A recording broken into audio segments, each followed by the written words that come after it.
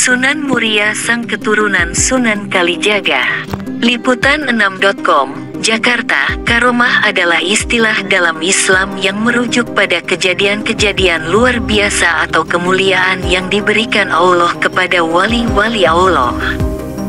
Karomah bisa berupa berbagai hal, seperti kemampuan untuk menyembuhkan penyakit, berbicara dengan hewan, melakukan perjalanan jauh dengan cepat, dan sebagainya.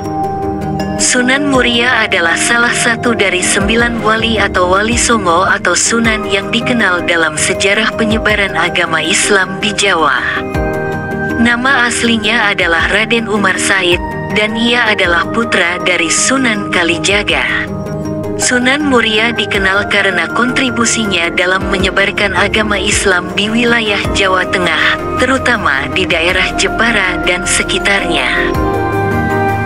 Sunan Muria juga dikenal dengan sebutan Pangeran Sabrang Lor atau Pangeran Sabrang karena tempat tinggalnya yang berada di daerah Pegunungan Muria, Jawa Tengah.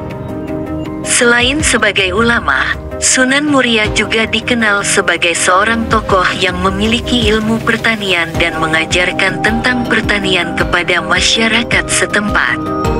Hingga saat ini, karomah Sunan Muria bahkan masih ada yang bisa dirasakan dan bermanfaat untuk masyarakat. Salah satu peninggalan sejarah yang terkenal dari Sunan Muria adalah pesantren yang didirikannya, yaitu Pesantren Demak di Jawa Tengah.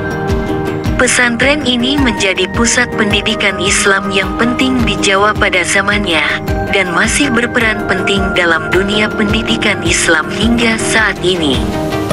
Sunan Muria meninggal pada tahun 1530 dan makamnya berada di Desa Colomadu, Kabupaten Karanganyar, Jawa Tengah.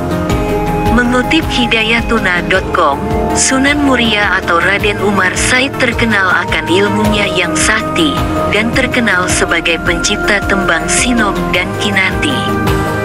Dalam dakwahnya, Raden Umar Said lebih menekankan dakwahnya kepada kaum nelayan, pedagang, dan rakyat jelata.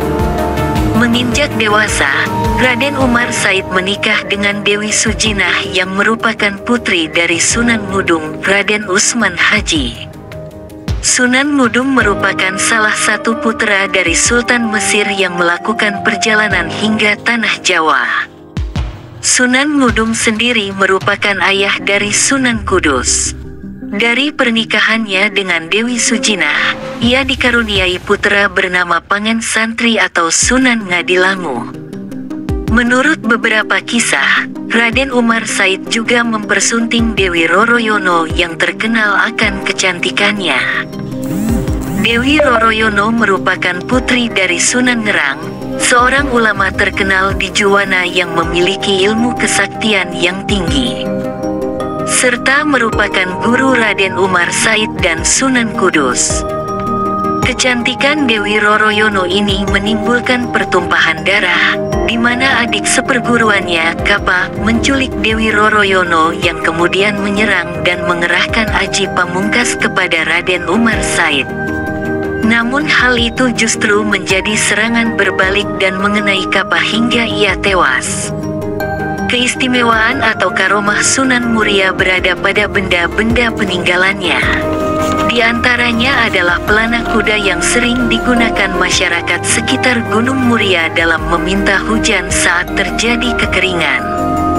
Ritual memanggil hujan tersebut bernama Guyang Cekatak, atau memandikan pelana kuda dari komplek Masjid Muria sampai mata air Sendang Rejoso. Di sini pelana kuda dicuci dan kemudian dipercikan ke warga yang selanjutnya berdoa dan sholat meminta hujan. Ritual diakhiri dengan makan bersama berupa sayuran, opor, gulai kambing, dan dawet.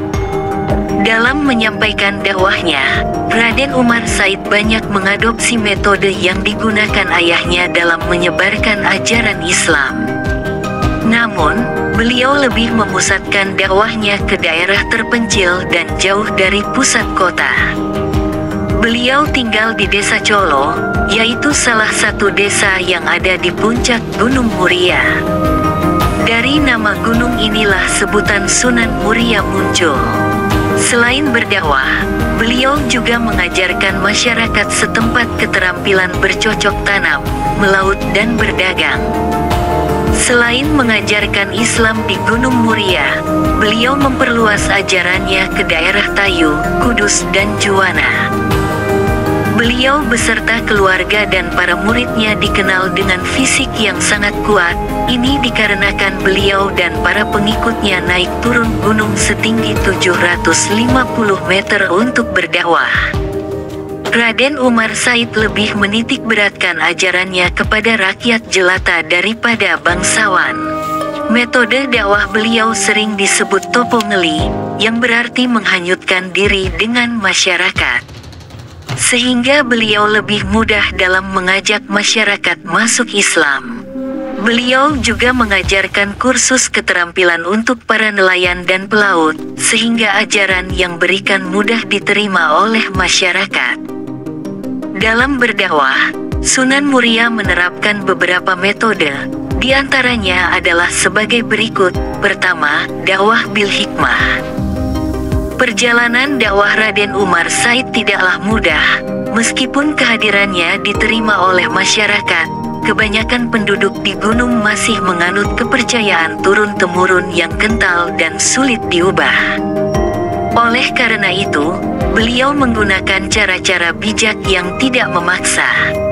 Kedua, mempertahankan kesenian gamelan dan wayang. Seperti Sunan yang lain, Raden Umar Said masih mempertahankan musik daerah seperti gamelan dalam mengajarkan agama Islam. Sunan Muria tidak mengubah adat yang ada, namun justru memasukkan ajaran-ajaran Islam di dalamnya. Ia juga dikenal menciptakan beberapa tembang Jawa. Selain mempertahankan tembang Jawa, beliau juga menciptakan tembang Jawa yang berisi ajaran Islam di dalamnya. Penulis, Nugroho Purbo, Madrasah Diniyah Miftahul Huda 1 Cingebul.